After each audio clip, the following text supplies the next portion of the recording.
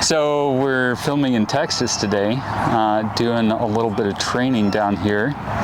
And indoctrination. Training in indoc. And when I heard that you were a fly pilot, I was like, I've got to have you on the show. A dirty fly pilot. A dirty fly pilot. So, okay, first we usually start off with, what are your qualifications? I'm licensed to fly these airplanes. You're a licensed pilot.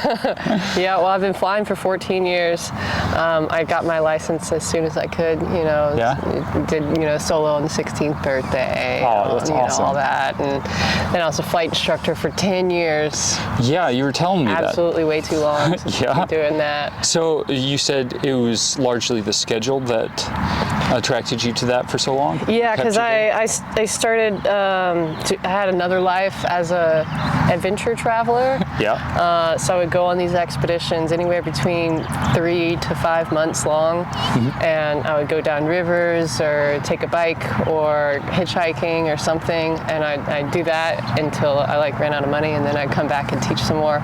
So it was like rinse and repeat that for 8-10 years. Nice. Yeah, more like 8 years. And so you were saving up money, making bank. Flight instructor bank. And then you get enough to outfit the van and go back out the SUV. Boat or the bicycle or backpack or whatever I was doing. Nice. And go out on a trip, and I just tell my flight school, like, hey, I'm checking out, and they're like, cool, let us know when you're back. And I went around to a few different flight schools. I worked at 3 different ones throughout that time. Nice. So I was just like professional flight instructor, but single eye. I never had any goals for myself. I only have one eye the whole time. I was just teaching kindergarten, going out and doing expeditions and coming back, and that was like my whole 20s pretty much. So you were like, almost dying on an expedition isn't enough for me. I need to come back home and feel just as insecure with somebody else slamming it into the ground. Yeah, that was like my chill time. My chill time was like, this guy might kill me. Instead of like me on expedition, potentially being in danger there. Nice. So did that for a while, and then I became a mariner. I became a certified yacht master and an offshore skipper, and I started doing big boat stuff. Because I was going down rivers for a while. I went down the Missouri River, which is the longest river in North America. It's longer than the Mississippi by 200 miles. Oh, wow. It starts in Three Forks, Montana, and then goes all through the central United States, and it confluences with the Mississippi in St. Louis. So I did that river, and then I got to the Mississippi, and I was like, it dumps you out in the middle of the Mississippi. By then it's a mature river, and I was like, whoa, I don't know this river, she doesn't know me. So I was like, I gotta go to the headwaters of this river. So I came back and I did a full descent of the Mississippi from Lake Itasca, Minnesota, down to the Gulf. Wow. And then got to the Gulf, and I had this problem with maps where I zoom out way too far. Looking down at the Bird's Foot Delta in South Louisiana, and I'm like, well, it's just not that much farther to row home to Texas. It's only 600 more miles. So you're rowing? Yeah, I was rowing. So but I was saying the river ended in the ocean, and I was like, well, the river's over, but the water isn't. So now I just need to get a bigger boat. So I got a bigger boat, and bigger boat comes with more responsibilities and more training, and that's how I became a yacht master and a skipper. Nice. So I did that. And then my boat wrecked in Bahamas on the Tropic of Cancer. What happened there? There was a windstorm. Yeah, she drugged both anchors, ended up on the rocks, and they got that really sharp limestone in Bahamas, so it just tore her up. So that was the end of that. But then I ended up working on another boat as a skipper, and it was kind of like 2-3 years of doing boat stuff, and I wasn't flying airplanes at all. And then I came back from the ocean. I was like, I need a break from the ocean. It's so much has happened. Working on the boat as a skipper was also traumatic in its own way. And I was skipper means captain? Yeah, it's a colloquial term for captain on a boat. Okay. So I was like, I just need a break from the ocean. I love the ocean. I want to come back one day, but I need a break. So I was like, I'll go back to flying, but I don't want to be an instructor anymore because that was, I did that for too long. So I just like started applying for anything. It was like 2 months of like applying everywhere. And when was this? This was 2024. Oh. Like fall of 2024. Oh yeah, so right after everybody was done hiring. Yeah. No, the job market was terrible, and I was just applying for everywhere. And then you fill out the forms, and it's like flight time in the last 90 days. And I was like, well, I've been at sea, like, so I was like a rusty pilot. No one wanted me. I took an IPC and a VFR or whatever, but like other than that, I was like a rusty pilot, and just it was nothing. I got nothing except for one.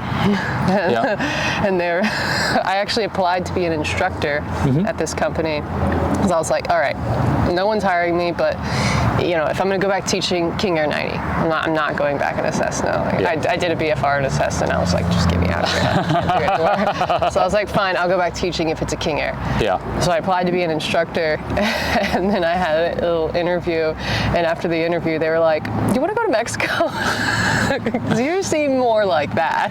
Yeah. I was like, you got my number that quick, didn't you? Nice. So you didn't have your hair up in a bun for that interview? I probably did. It was shorter then. Also, okay. This was like over a year ago. Oh, okay. Yeah. Well, I mean, Dynamics really chill. They're. Oh, nice. Yeah, they do a lot of government contracts, but it's like they're chill. It's 91, obviously, so they're like, you're going to Mexico. Perfect. So I was like, cool. I guess I'm going to Mexico. And that's how I ended up doing that. So what exactly is being a dirty fly pilot? What does that entail? All three of those words, dirty fly and pilot. You're dropping sterile screwworm flies. It's called SIT, the Sterile Insect Technique, and it's been around since the 60s. So in the 60s, the screwworm fly was in the United States, and they were able to eradicate it completely from the U.S. using the Sterile Insect Technique. And it's basically just inundating the population with sterile flies who mate with the wild flies and keep the population down or reduce it entirely and get completely to go away.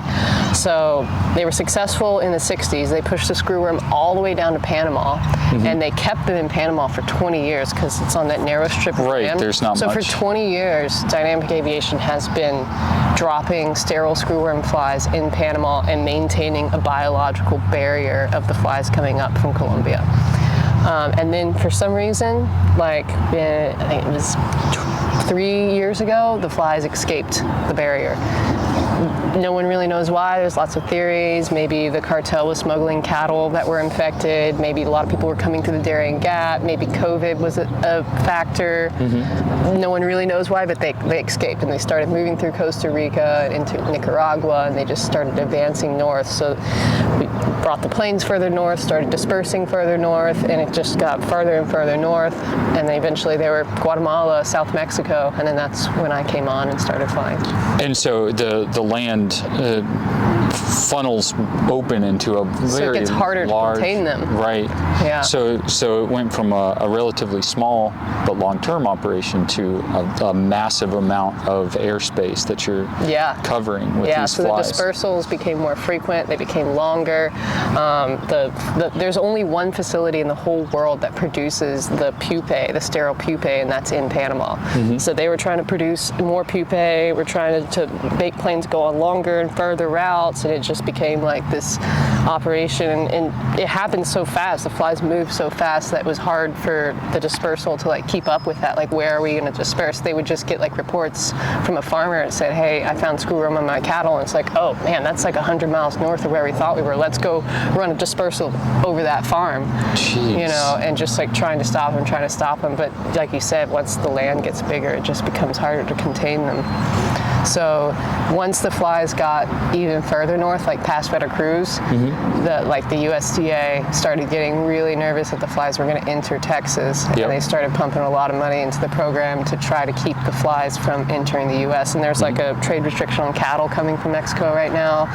So there's they're building a sterile fly facility in South Texas, and all this is public information. You can just type in like APIS, USDA, and you can get all this information about like the sterile fly facility they're building, the hatching facility, and they're just trying like crazy to like build these facilities to protect the border from the flies. So as of right now, there have been no reports of wild screwworm flies entering Texas, but we are dispersing on the border. So. You mentioned that some of your missions would cross border in a pattern, and so you're going flying back and forth across. Yeah, you'll run. There'll be like it's like a grill formation, a parrilla they call it, and so you'll just run like 50 miles into Texas, and then turn around and fly across the border 50 miles into Mexico, then turn around and just like cross the border like 8 times, 6 or 8 times in one flight, then land and refuel and go back to base.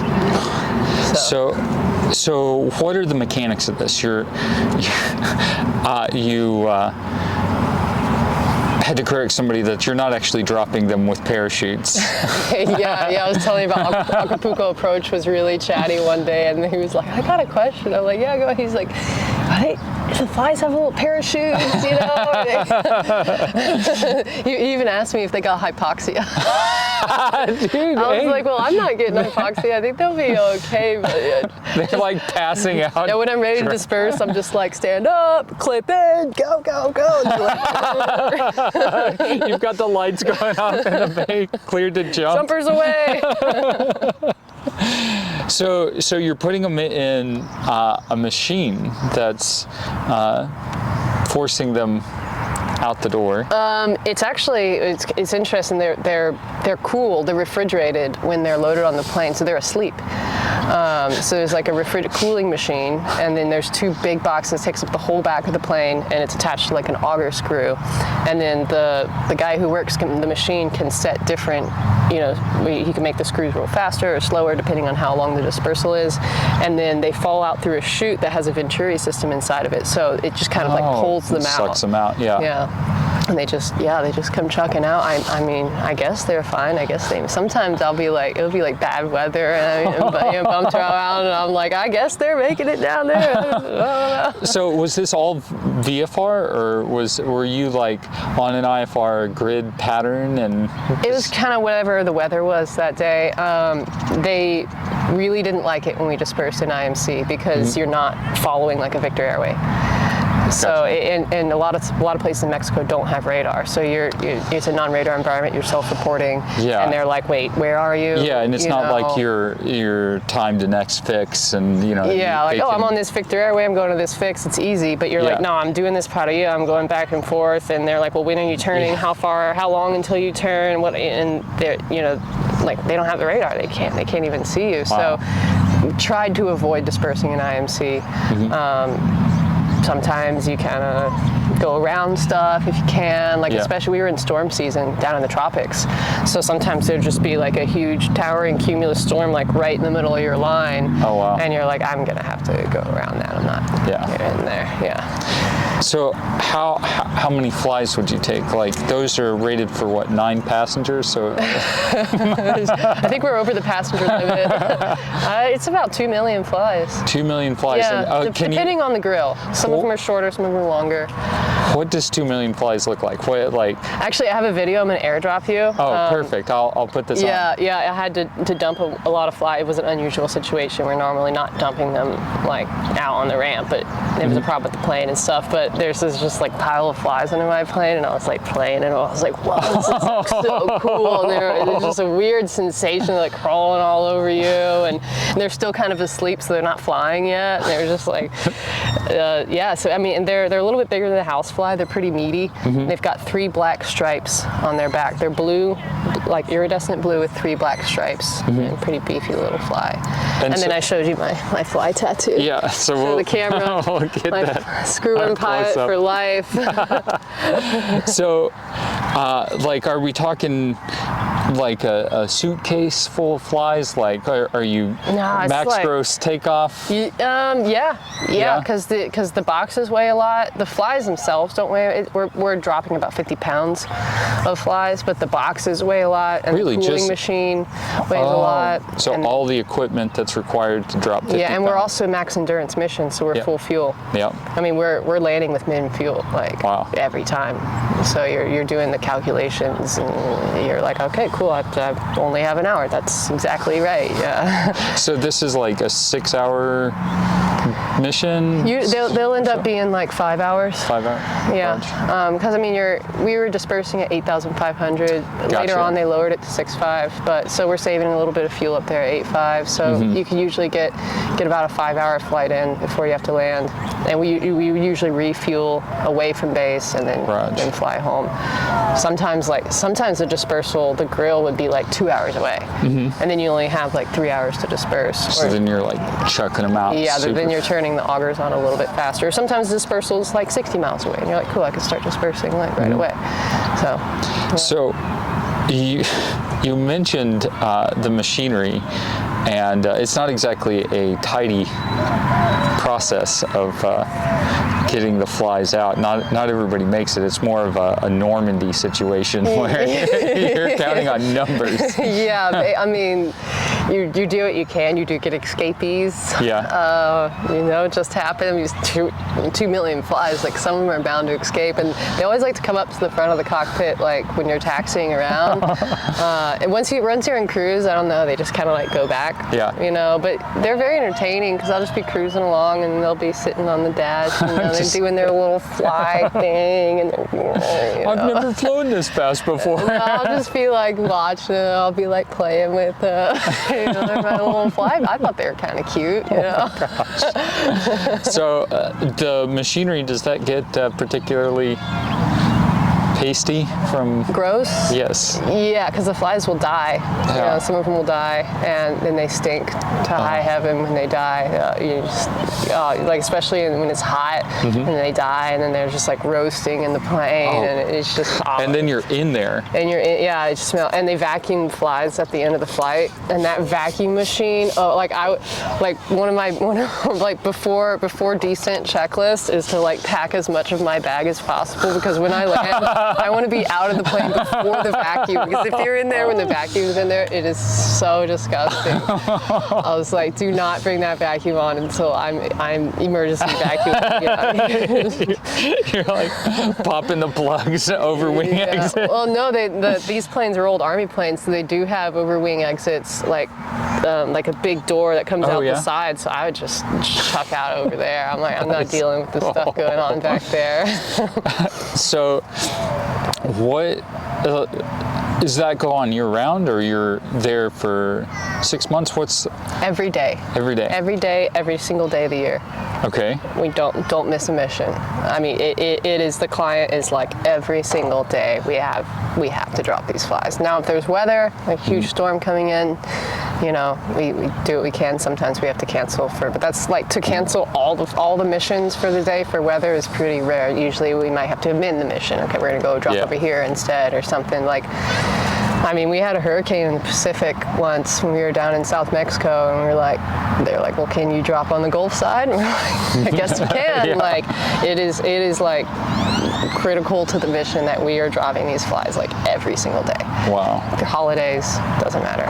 And so is there progress in pushing them south now, or is it still kind of a stalemate? I mean, I came on the mission in South Mexico, and I ran some dispersal grids over Guatemala, and then by the time I left, we were running dispersals in the border of Texas. Wow! So it was progressing northward. Yeah, and the dispersal grill in Texas is unique in that it was one of the more preemptive ones, because down in South Mexico we were doing like spot dispersals. Like we would have our main dispersal grill, and then like a farmer over there would like report something like, okay, well, let's go hit that place really quick.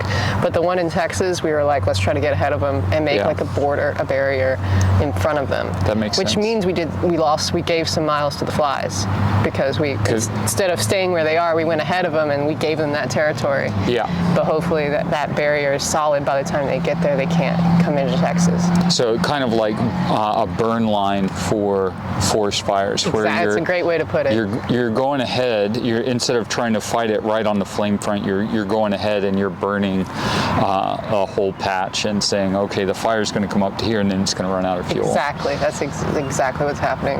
So hopefully that holds, and if that barrier is good, then hopefully just start working back down and getting them back down. Even just getting them back down to South Mexico, because South Mexico does kind of come in like this. Yep. Mm-hmm. Just getting them down to like Chiapas would be a huge win. Yeah. Because they went up like to Veracruz, Zihuatanejo, Oaxaca, like they were.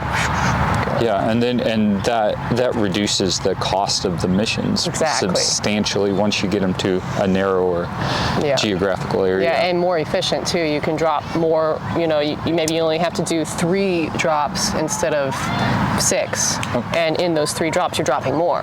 Yeah. So more efficient and more effective. You're able to do more because you're able to focus all your efforts on a smaller area. Because at one point we were doing missions on both sides of Mexico. We were dropping flies on the Gulf side and the Pacific side at the same time. We'd have like 3 planes Gulf side and 2 planes Pacific side, and like trying to get them like that. And it was just there were just so many cases. And there's a database online with COPEG, which is the company in Panama that manages this. Mm-hmm. So COPEG will have like a database, be like, hey, here's all the places that we got reports. Here's was it a bovine? Was it a canine?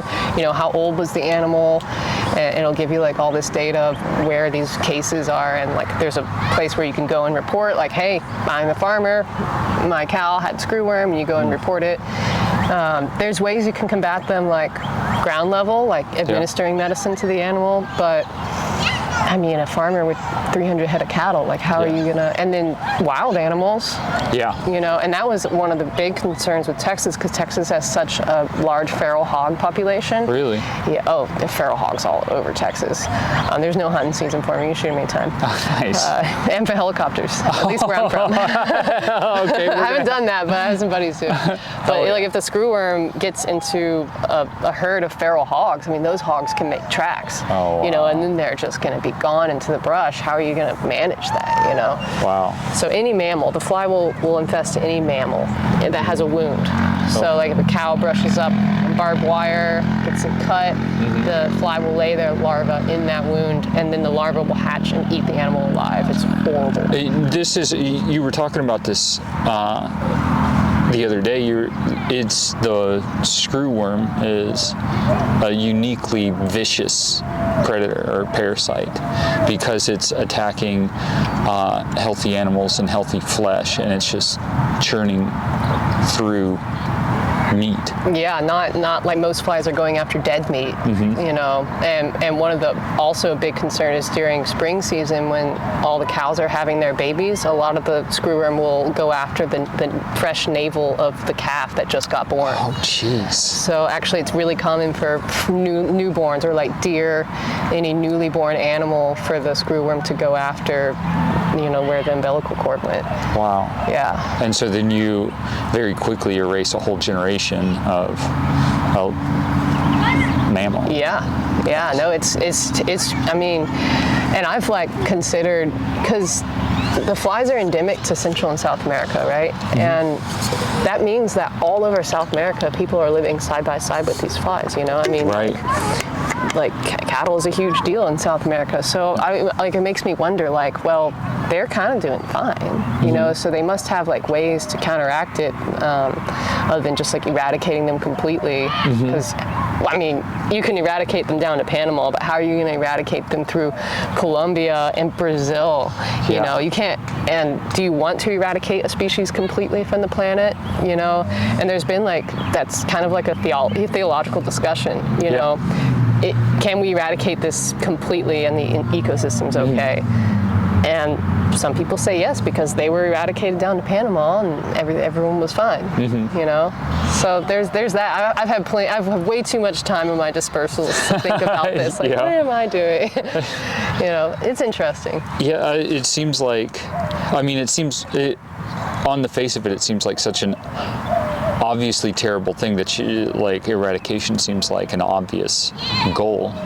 But if you look at the history of humans eradicating things, it's had a lot of unintended consequences as far as, like we've, on small islands, we've wiped out predators, and then something else has moved in to occupy that niche, and it's been way worse. Yeah, but you can look at, all the countries up to Panama as a case study and be like, hey, for the last 20 years, they didn't have screwworm. They were fine. Yeah. Oh, that's fair. So it was, they originated in South America, and then what was it, trade that brought them north? Now, don't quote me on this, but I believe that they're endemic to Central America as well. Oh, really? Okay. I'm pretty sure. Like the tropics. Okay. But they like, they wouldn't like go all the way to like extremely cold environments, but they do need soil. Like they wouldn't go to a desert, because once the larva is done feeding on the animal, I know it's gross, it'll drop from the animal and burrow into the soil, and that's where it'll hatch into a fly. So it does need like soil, not like desert. Right, okay. So that's why it likes the Gulf Coast, coming up the Gulf Coast side. There's plenty of marsh and pastures and stuff that it can survive in. So you have to have the environmental conditions necessary to facilitate it, and those seem to be prime right there in the mid-latitudes. Yeah, tropics, but they can go north of the tropics. They will slow down in the winter, but they're not stopping completely in the winter. In the summer, they'll really start picking up. Yeah, so I don't know. I mean, I'm still following it. I'm not on the inside anymore, but like I said, a lot of this is public information. Like I'm signed up with APIS website, and I'll get email updates from them. Be like, hey, here's how the facility is coming along, and and I've still got my old coworkers sometimes. Yeah. Get the tea, but it's interesting. Like a year ago, I knew nothing about the screwworm fly, and now I know like a lot. It would be cool if the entomologists were like it would be cool like if we had more updates, like you asked, like how is this effective? It's like I don't know. That's the science side of things. I know they do have traps all along the border of Texas to see if there's any wild flies coming into Texas. Just like fly traps. I don't know what they look like really. Like just a strip, like yellow your strip. grandma would have in her house. But the flies we drop on the border glow under UV light. Oh, okay. So if they catch our flies in their traps, they'll be like, oh, okay, that's a sterile fly, it's fine. Right. So as far as I know, they haven't caught any wild flies on the border. That's good. But yeah, no, it's interesting to just be like dropping the fly in Texas. But it's fine. They're like totally harmless. Right. Because they can't. It's the larvae or the pupae that are eating the. It's the female flies. Oh, okay. So the male flies, their only job is to reproduce with the females. They don't really like go after like a wound in an animal. They just reproduce with the female and die, and that's their whole thing. And then the females will go and find the wound and lay their pupae. Roger. Yeah, so it's a bunch of male flies, actually. It's just me and the homies. You were saying, I was like, it's you and 20 million dudes on the airplane? Yeah, and I was like, I've been in aviation for so long enough. Really used to it. So any particularly memorable flights with the flies? Gosh, storm season was just rough. Yeah. Because most of our planes didn't have radar, and then ATC doesn't have radar. Oh, wow. So we were doing some cowboy flying. Yeah. Like it was, and we all had company frequency. Be like, hey, what do you see over there? Is it looking better that way? How do I go this way? And there's the mountains in Mexico are not messing around. Sierra Madres, they got peaks. Like the tallest point in Mexico is 18,000 feet tall. It's got snow on it. I didn't realize that. Yeah, so we're dispersing like over Oaxaca, it's 12,000 feet peak. So we're dispersing we're on oxygen when we're up in the mountains. Oh, wow. It's unpressurized King Air. It's the only King Air night, it's unpressurized. Yeah. So we're on oxygen, we're way up in the mountains, it's storm season, and you'll watch it build in the afternoon. You try to get your dispersal done because you see it building and you're we all came out of storm season like battle hardened. It was like, oh, that was rough. And then that was down in Chiapas, and then they moved us up to Tamaulipas, and that was less mountains there, so it was a little bit better. But down in Chiapas, like once we left Chiapas, I was like, holy cow, like we were doing some crazy stuff. Yeah. Just, and you get so familiar with the terrain, you know, that you just come buzzing in, and the airport we were at was in a valley, so you, like, as soon as you top the mountain, the airport's like there, you know, so you're like, just come hell diving in, and we knew all the controllers too, like we all would like hang out, and I actually got this tattoo with one of the air traffic controllers, so like we knew them all, and and they knew what we were doing, and we'd all leave at the same time and all come back at the same time, so they'd just be like chill most of the day, and like, oh, they're coming all at once, and we're like, you know, it was like crazy. Yeah, no, I mean, we used to do Panama ferries. I really liked those flights because we had our maintenance base in Panama. Oh, yeah? So for phase inspections, we'd have to bring planes to Panama and leave it there for a couple weeks while phase got done, and then bring it back. So like, I think it was 4 times I got to do a Panama ferry. That was awesome. Yeah? Oh, that was so much fun. You just fly and you stop in Managua for fuel, and then you continue on to Panama City. Those were fun flights. We would always like fight over who got to do the Panama ferry. That's awesome. Yeah, and you just bring plane in, and it takes kind of the whole day to stop in Nicaragua and get fueled, and Costa Rica, and kind of had different routes you could take depending on the weather. And then Panama City is madness. Yeah. Panama City is crazy. It's just a massive city, you know, and Panama Canal, like, I came in the first time from Costa Rica and came in on the Gulf side, and then kind of followed the canal for the approach to Panama City. And this is kind of the mariner side of me, but I had like this moment where I was like coming in, and I was like, okay, there's the city over there, and then I was like, okay, oh, it's the Panama Canal, there's the mouth, and there's the Gulf, and then I was like, wait, that's the Pacific, and I was like, there's the Gulf, there's the Caribbean, I guess, there's Pacific, and then there's Panama. Like I could see both bodies of water and this little strip of land. Like, you could look at it on a map all day long and be like, yeah, Panama is, you know, skinny. Yeah, it's but like wide. To see it, to actually like understand the scale, and to really see both bodies of water and this land in the middle, it was just a really, like, I won't forget that moment. It makes you feel small. Yeah, and then I was in Panama, and the first time I went there, I went to like all the museums, like a tourist, you know. Perfect. But it was really interesting, the history of Panama, like how it affects everything. Yeah. Like before there was Panama, both the continents were separated, and then it was formed through volcanic activity and connected the 2 continents. I didn't realize that. Yeah, and so all the animals and plants and everything that were on both continents all of a sudden became connected, so a lot of species died out, and all this happened. And not only that, and I think this is just really interesting from a mariner's perspective, but that body of land that rose out of the sea changed the currents of the oceans, which in turn changed the climate of the earth. Probably substantially, because that's a huge vector for heat. Yeah. That's how you move heat across the planet. Everything. That's it changed wild. the world. Panama changed the world.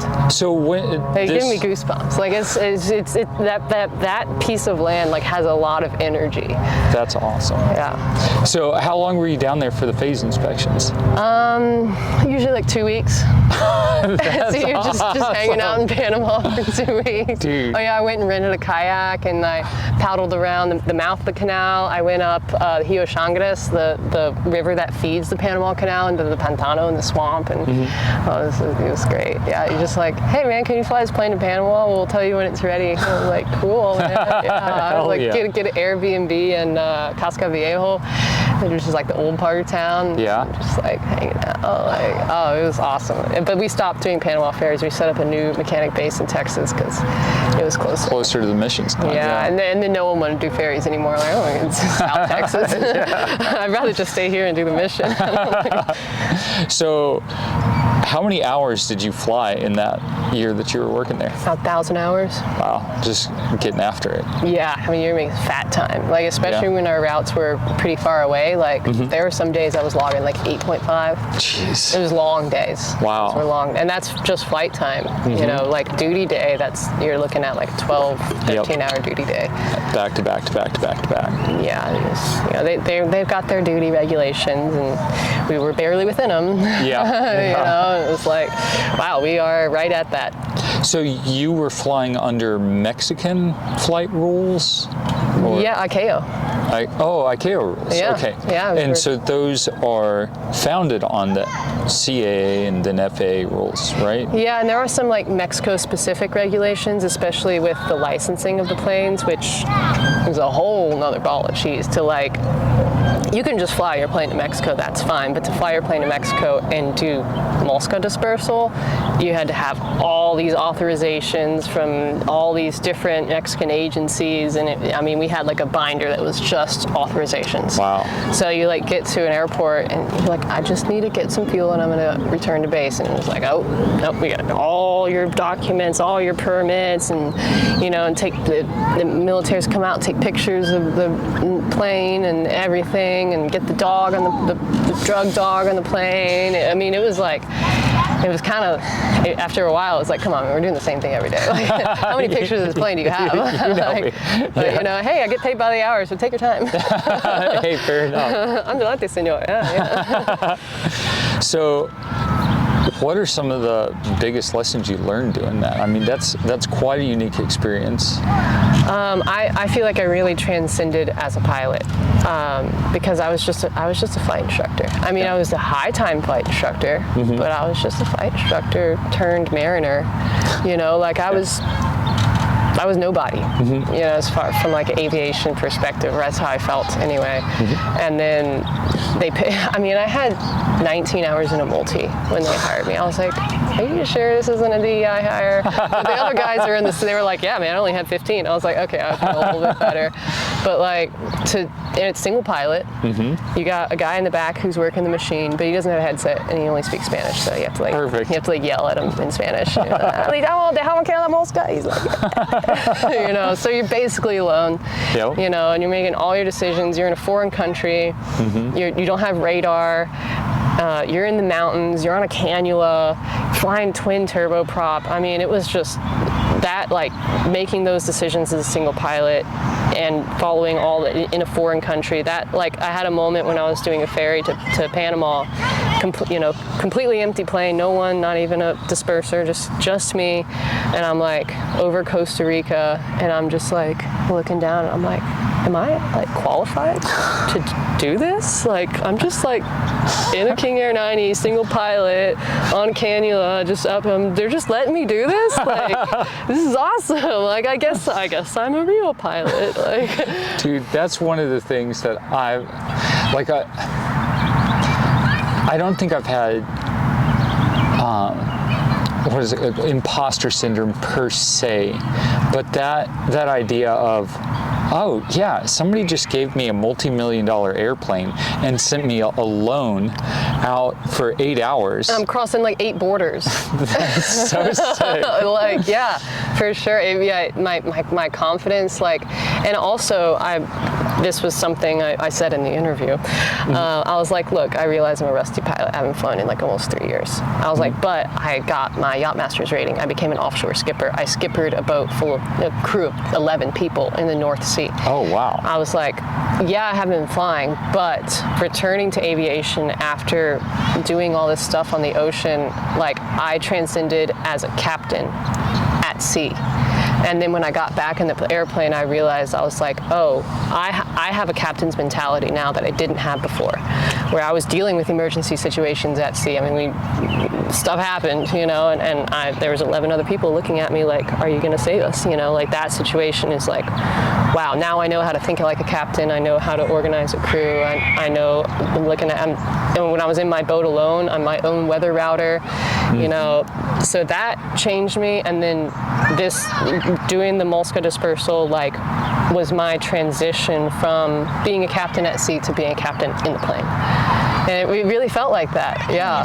So you matured, and this is something we talk about a lot on the podcast, is, you know, you go from, it's one of the most jarring things is that you go from having somebody in the right seat for your first 60 or 250 hours, and, you know, like if I mess up, you know, they're gonna save me before shit gets too bad, to, oh, I'm in charge and the buck stops with me.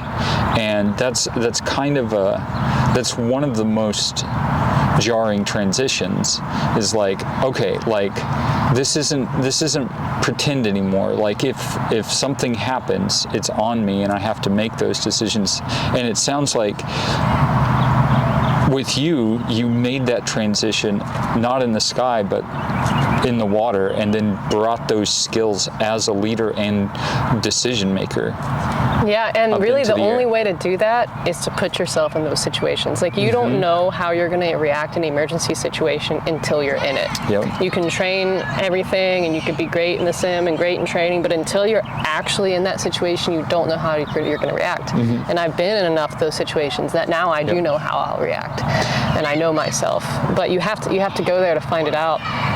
I remember I had a moment when I was still fairly new down in Chiapas, and it was the beginning of storm season. I had never shot an approach single pilot down to minimums.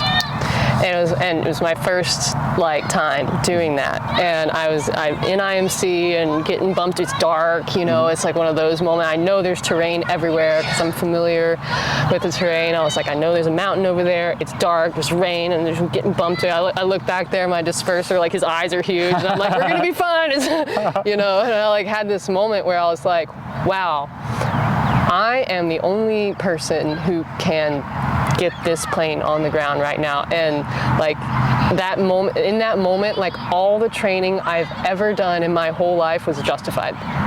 You know, all those hours in the sim, all those hours, whatever training you've been through in your flight career, when you get in that situation where you're like, I have to maintain heading and altitude or I will hit a mountain, everything was justified. I'm like, yep, who likes a sim? But I'm like, at that moment I was like, I really like that I was doing this in the sim, you know, justified. I'm like, yes, training, this is what training is for, and you just lock in and you get it done because you have no choice. Yep. Yeah. And I think you touched on something that's really valuable as far as being a competent pilot, which is the confidence. You know, people say fake it till you make it, but the real confidence comes from having shown yourself that you are capable of doing that. And the only way you can do that is to just get out there and do it. So you have to get so many reps in of oh, well, this is a rough approach. It's turbulent and it's raining hard and it's down to mins, and you know, I don't have anywhere else to go and I've got to land here. And you kind of put yourself in the situation where you have no other choice. Yep. You know, and I've been in those situations in the boat and the plane where I'm like, if I make it through this, if I make it to the docks, if I make it to the airport, I don't know if I want to do this again. You know, this is a lot. You know, you're just you know, kind of making those deals with God where you're like, I promise, you know, I'd rather this and that, you know, and you lock in and you get it done because you have no other choice. And then as soon as you land, as soon as you get to the docks, you're like, oh, when can I go out again? Exactly. That type 2 fun. Yeah. And just to clarify, I'm not advocating for people to seek out situations where they've backed themselves into a corner, because that's not. Good disclaimer. It's not. As a pilot, you should have a way out. You should have a way to get out of the situation when you get in over your head. But inherent to flying, inherent to any of these pursuits, like being a mariner, and rock climbing or going on long backpacking trips by yourself, you're going to end up in situations where you have to rely on the skills that you've hopefully fostered and honed over your course of experience, and use that to get yourself out of the situation. Now, ADM very specifically, you know, what's the saying?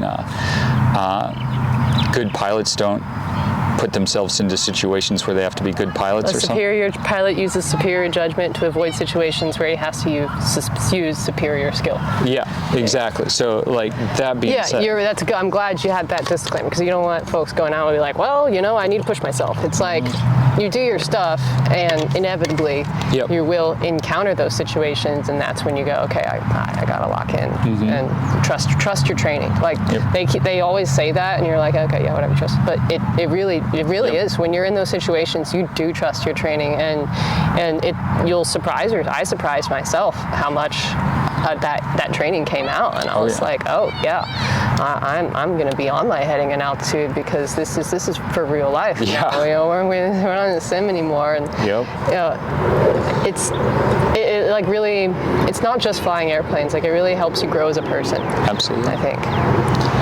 If you look into the science of flow states, like where people are learning the most, and they're like a rider riding the most, or a snowboarder really getting after it on a big mountain, or same thing with mountain biking or rock climbing.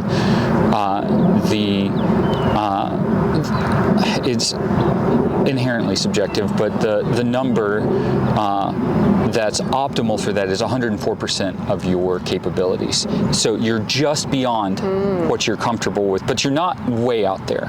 It's not like this is my first time in a multi, and this is my first time going to men's, and I'm my first time single pilot. It's not all of those things at once. It's like, okay, I've controlled for all of this, and I have a way out, and my best option really is to land here, and I'm going to have to hand fly this approach to minimums, or I'm going to have to land on a shorter strip than I'm used to. And so just one variable. Yeah. So you're pushing yourself a little bit at a time. In a controlled way. Exactly. Yeah. And so, but if you add that up over the course of a year or a career or a lifetime, then you've made just massive amounts of and you progress. grow. I mean, any good growth is almost imperceptible. Yeah. And that's a good way to grow. Just slowly, like a cypress tree, really slowly. But those cypress trees, the hardiest wood, because it grows so slow. Really? Yeah. I didn't know that. Yeah, it's just there's a cypress right there. I wouldn't have known that. These are all cypress. Yeah. Yeah, I mean, it's like people who are like, oh, I want to lose weight, and so they lose 20 pounds in 2 weeks. It's like, well, you didn't lose weight healthily. Yeah. You want it to be slow, because if it's slow off, it's going to be slow on. It's just consistency, doing the same thing every day, and maintaining your habits, and just like anything. I mean, we pilots, we're always learning. We're labeled as student pilots in indoctrination. We were, so I really enjoyed that. Yeah. I was like, we should always be student pilots. And that's one thing that I lose sight of once in a while, and then I'm like,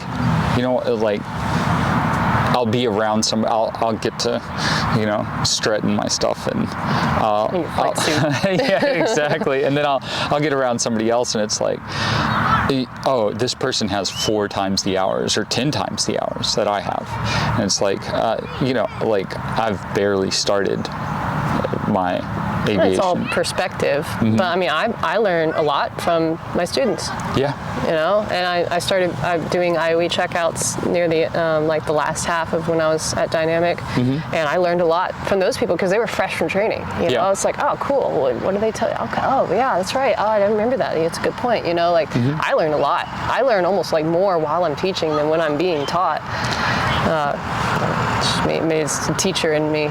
So that's an interesting point you touched on, because I never went the CFI route, but I've heard that a lot, that hey, be in the CFI, you stay sharp, for one, on the regulations. You're on top of it. Quote them by number. 91205. They're like, whoa. Do you think that being a flight instructor is a good path for most pilots, or do you think that some people, or a large portion of people, just aren't cut out for it and aren't going to benefit from that time as an instructor? I think everyone would benefit from being an instructor, but I think you have to think more about your students in that scenario. Is your student going to benefit? Because I've met people who are great pilots, but maybe not great instructors. And because being an instructor is less about being a pilot and more like being like a people person. It's a mental game you're playing with this student. You're seeing how they think and how do they learn. I mean, you're doing private lessons. It's not a classroom, so this person's going to learn differently than this next person. So each student, I'm tailoring my teaching for that person, and that's just like sociology. Like it's more about people than about being a pilot. And I think that some people aren't necessarily cut out for that kind of people connection, even if they're great pilots. And that's nothing, and we're all different, nothing against them. So everyone would benefit from being an instructor because it is highly beneficial, but if you don't feel like you can have that people relationship with someone and really teach them, then think about your student. Are they going to benefit? And I got pretty passionate about instructing. Sometimes you get instructors who are, just doing it for the hours. And I get that, but the stakes are high, and I don't think people give flight instructing the respect that it deserves, just like any teaching. Teachers never get the respect they deserve, but you have to realize, like, if you teach this student wrong, you can kill them. Right. Like, it is that. You're going to kill them, and you're going to kill their passengers, anyone else they fly. Like, it really is that serious. And I became really passionate, kind of share some thing I didn't know I'd share, but please do. It'll be 10 years ago in September that my brother died in an airplane crash. And I was an instructor at the time, and I left instructing for I think it was like a year. It was just like kind of hard to get back in the plane and all this stuff. And I came back to instructing, number one, just because, I've been a pilot for a while, but for like maybe 4 years at that point. It was part of me. But I came back because I was like, look, my students are still at the airport. They're still learning how to fly. And I don't know who's teaching them. It could be a great instructor. Plenty of great instructors, but it could be someone who just kind of got half his brain turned off, and he's just watching that Hobbs meter click and waiting to get 1500 to get out here, and he's not really instructing that student. So I came back for my students because I'm like, if you want it done right, you do it yourself. So I want my students to be trained properly. And I was never like, I'm not like one of the instructors who's gonna yell, or I didn't get like upset, but when I did, then we're way too slow on left base. Like, we're gonna follow this guy. And I got like really serious real quick, and they're like, like my students knew how serious I was. Like, it's important that you still keep the fun of it. Right. Flying is amazing and fun. So I was like, it's like, dude, look around. We're like flying around, like it's awesome, But my students also knew how serious I was about it, and it's like, this isn't something you do idly or just kind of like you're either in this and you're serious about it, or you're not. And if you're not, then I'm not. Go find another instructor. Like, we're here to do business, because flying is hard and is easy until it's not. And then it's really not, and things can go bad just like so incredibly fast, and you get complacent. Like, I worry about myself more now with 3,000 hours than I worried about myself with 300 hours. Because I'm so comfortable, especially like I was like my last couple weeks when I was flying at Dynamic, I was like kind of starting to get checked out because I knew I was leaving. And I was like, wait, I need to like slow it down. I need to focus. This flight is just as important as any other flight, just because I'm leaving in 2 weeks. It was getting to the point I was like starting that thing like a Cessna. I was like, wait. Let me slow down, because I've got so comfortable. It's just like, start up procedure, blah, blah, blah. It's like, whoa. Slow down. It can just go bad so fast. Like, my brother's accident was so quick. Everything was great, and then it wasn't. And it was seconds. His crash was like 4 seconds long. I saw a video. 4 seconds. Like, everything can be great, and you could be dead in 4 seconds. Do you mind sharing a little more about that? It's okay. It was 10 years ago. and it was. They all, every pilot knows, fatigue is like an issue, and I think that was a huge factor. And it was like, oh yeah, of course, don't fly when you're tired, blah blah blah, and you move on. But I do think fatigue was a factor. He'd been flying. It was like his 5th flight of the day. It was the last flight of the day. He'd been up kind of late the night before, and the last picture of him, he's sitting in the cockpit and he's looking out, and you could just see on his face that he was fatigued. He was like pretty tired. And he was up with a friend of the family that I've known my whole life, and they were like best friends. And it was just like a pretty. We would go and we run the river. My dad has a aerobatic airplane. He's a Super D now, but that was his top rate that he had. So my brother was learning how to fly. He had his private. He was working on his instrument, and so we would go out and we'd run the river. That's what we call it. We just go and we follow the river bends, because it was really good stick and rudder practice, to follow the river bends. And, so we go out and run the river and then pop out and go home, and there's a grass strip at home. So, just take off from the grass strip, go out, run the river a little bit. And, we did it all the time, And then you just run in the river. And he just pitched up a little bit too much, and then he turned to go home, and he just had too much pitch in that turn, and it was like a stall spin, and he was, only like 150 AGL, so it was pretty quick. And I've only watched that video 3 times, and I don't need to watch it. And I went up after the crash in a 152 Aerobat.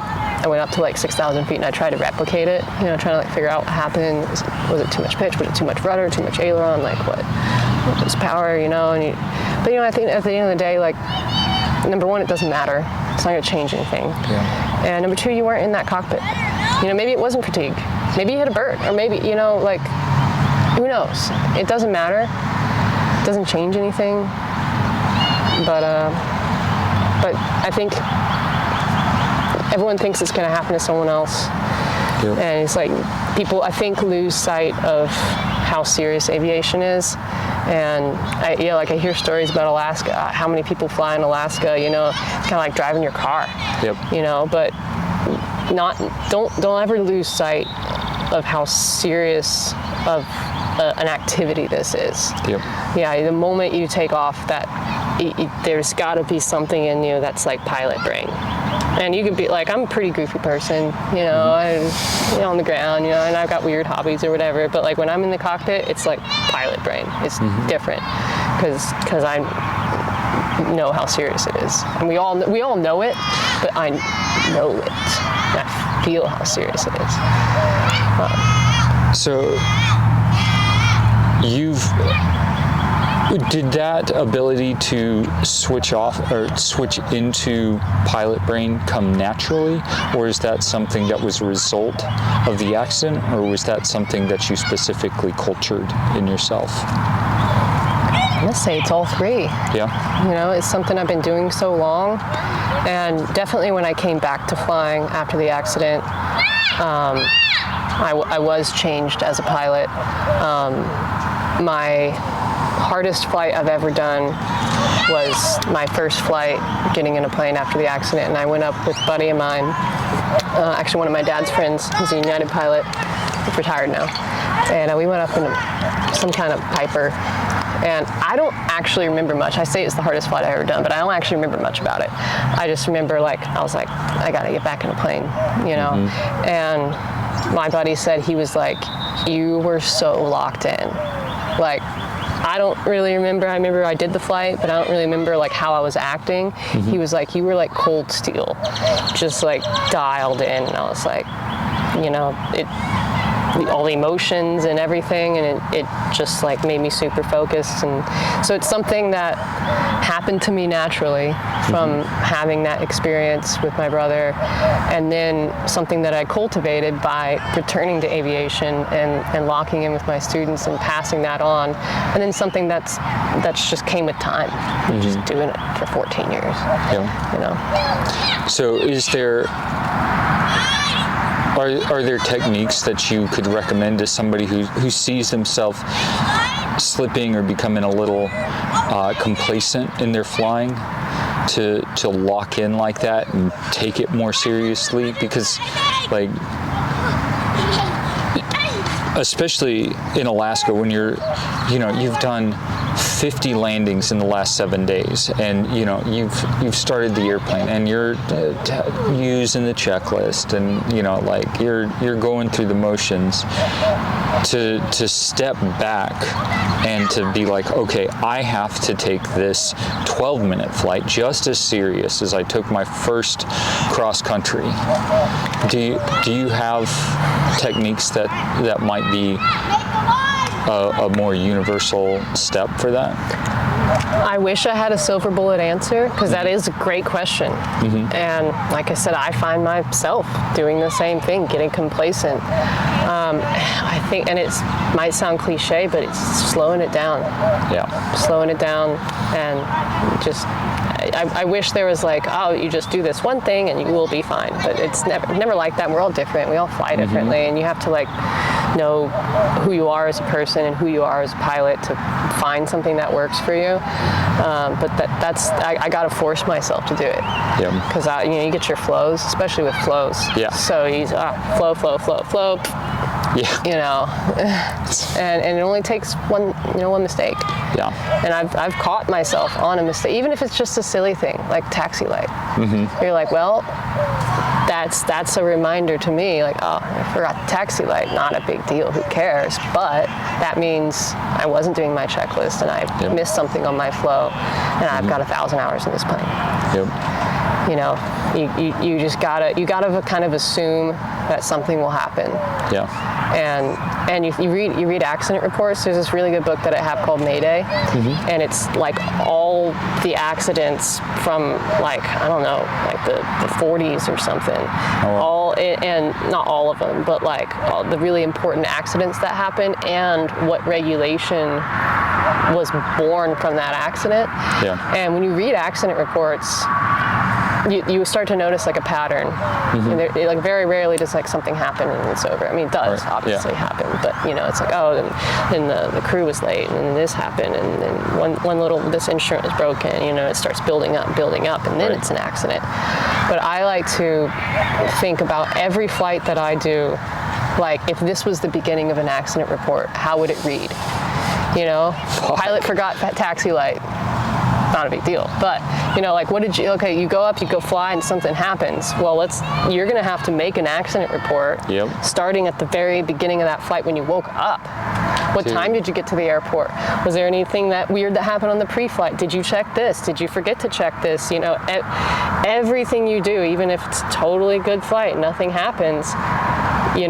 All of these things that you do throughout your flight could be in an accident report if something happens. Was the pilot on his game the whole time? That's an excellent way to think about it. Like, how would this look written up in an NTSB report? Like, I've had one of the biggest tells for me, and I think I've mentioned this on the podcast before, is when I catch myself doing something out of sequence. I'll do a flow, and I'll like reach for a radio, but I haven't switched over on the radio control stack. And I'm like, okay, I need to take a second. First of all, I don't want to be going back and forth in front of passengers because they can all see. But second, like, I'm not in that flow state. I'm not. If I miss this, what else did I miss? Exactly.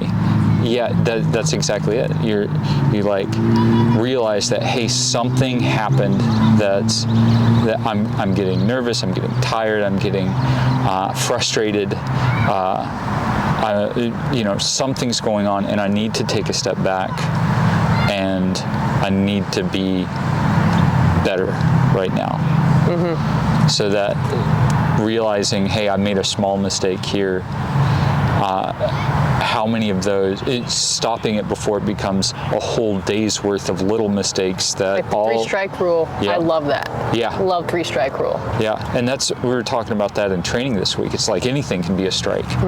You go out and you you start the engine wrong, and you're like, or even the microwave in my hotel room started beeping at 4:30 a.m. Yeah. and I had to disconnect the circuit breaker, so I missed my last 2 hours of sleep. That's a strike. That's serious though. I mean, it really is. You come in, you're not all that fatigued, you're not all that tired. You know, you got a 48 sleep score instead of an 84. You know, it's not all that bad. You can still fly, but then you connect that with, oh, I got a little frustrated with a coworker, and then, oh, my autopilot's not working today. Oh, well, like this is, you know, an autopilot being out for a whole day of flying is frustrating, but it's not the end of the world. But it's like, ooh, I had 2 strikes before this. Yeah. You know, it's adding up. It's not in stacking. a vacuum. Yeah. Yeah, I mean, and it's good. I see like a lot of companies, they do respect the 3 strikes, and you don't even have to be like, hey man, 3 strikes. They're like, cool, all right, do something else. Like, you know, again, another cliche. It's better to be on the ground wishing you're in the air than be in the air wishing you're on the ground. I mean, I've been in the air wishing I'm on the ground, and I'm like, ugh. Oh yeah, dude. Yeah. Yeah, you're like, you know, 600 miles away from base, and you're like, and I still have to fly all the way back. I brought that one over to boating too. I'm like, well, it's better to be on land wishing you're on the water than on the water wishing you're on the land, because I've been there before too, and I'm like, I can't even see land. Oh God, it's 6-foot seas. And like, I just feel like I'm the only person in the world. So, it looks like your next step here is medevac flying, which we're both pursuing New at the moment. coworkers. Hopefully, yeah. What else do you have on the horizon? Do you have you have your own airplane that you're looking at buying soon, or your dad is retiring from Delta? Southwest in 2 weeks, eh? Yeah, I'm going on his Finney flight. That's awesome. Yeah, we're at Crawfish Boil. And we're doing the whole thing. I mean, he's been flying airplanes for 40 years. Wow. Like, yeah, that's going to be a fun time. So yeah, Dad's retiring. I've got plans to write a book, actually, because they actually asked me that in the interview. They're like, "What are you going to do on your 2 weeks off?" I was like, "Actually, I'm trying to work on this book. That's a lot of time to sit down and write a book." So even on shift. Yeah, exactly. So actually, that's my next big goal. Awesome. It's going to be a book about just all the crazy adventures I've had the last decade, because I've been on like 8 expeditions.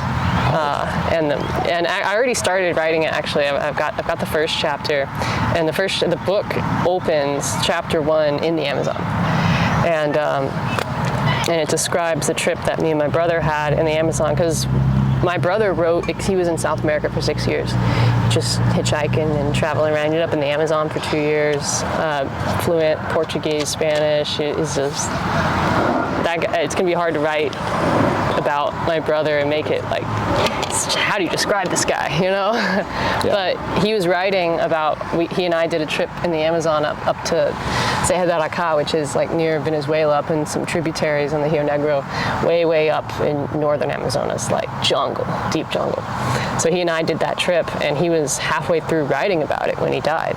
So he didn't finish writing about our trip, so the only one who could finish writing about it was the other person who was there. So my book picks up where he left off. So I'll finish writing about it's going to be backstory and stuff, but I'll finish writing about our trip, and that'll be the first part. And then my book will go on to all the other adventures that I had, Mississippi, Missouri, and the bike tour, all the other stuff, and eventually the oceans, my adventures at sea and everything. So it's going to be a memoir, basically, of all these travels. And then what I want to do is go back and get all my brother's writings together and publish that, and that will be like a prequel to my book, and then his last chapter will like line up with my first chapter. That's like my next big goal, is those books. That's awesome. Yeah, it's gonna take a while. It's gonna take like a year or more. Yeah. Just consistently. It's a consistency. Yeah. There. Writing is. But I've always loved to write. So Nice. This book is a long time coming. I've been talking about writing a book for like 5 years. Well, I'm going to stay on you about that. I'll send you a signed copy. Perfect. And I'll put a link in the show notes as soon as it comes out. Oh, you give me like a couple weeks. It'll be on 2 weeks. Okay? By the time this airs. Yeah. I'm old enough now to write a memoir. That's awesome. I'm looking forward to that. Ellen, thank you so much for coming on the Pyro. Oh, John, thanks. See you on the flipper flopper.